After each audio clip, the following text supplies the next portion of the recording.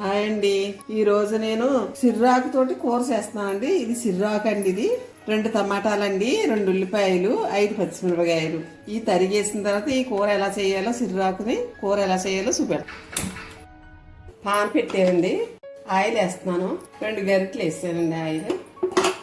వెల్లుల్లిపాయలు వేసానండి, 1 స్పూను జీలకర్ర వేసానండి, 1 ఎండుమిరపకాయ, 1 రెమ్మ కరివేపాకు, ఉల్లిపాయ వేసానండి, పచ్చిమిరపకాయలు కూడా వేస్తాను. ఉల్లిపాయ పెద్ద ముక్కే కోసుకోవాలండి. ఈ సగం వేగిన తర్వాత ఈ టమాటా ముక్కలు కూడా వేసేస్తున్నాను. ఇలా వేగితే చాలు. 1 కట్ట సిర్రాకండి, ఇది శుభ్రంగా కడిగేసుకుని ఇందులోనే వేసేసుకుంటున్నాను నేను.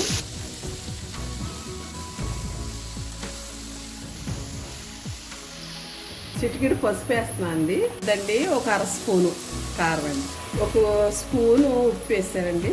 ఇదిగోండి నిమ్మకాయలో సగం అంతా చెక్క అంతా చింతపండు వేయాలి. డైరెక్ట్ వేసి వేసేయండి అందులో. ఇదిగోండి వాటర్ పోస్తున్నాను 1 గ్లాసు.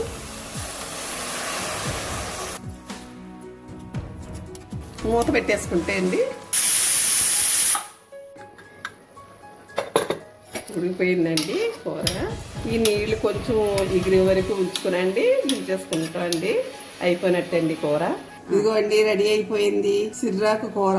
ఇలా మీరు కూడా చేసి చూడండి, చాలా బాగుంటది కూర. మీకు ఇది నచ్చినట్టయితే షేర్ చేయండి, లైక్ చేయండి, సబ్స్క్రైబ్ చేయండి. థ్యాంక్ యూ అండి.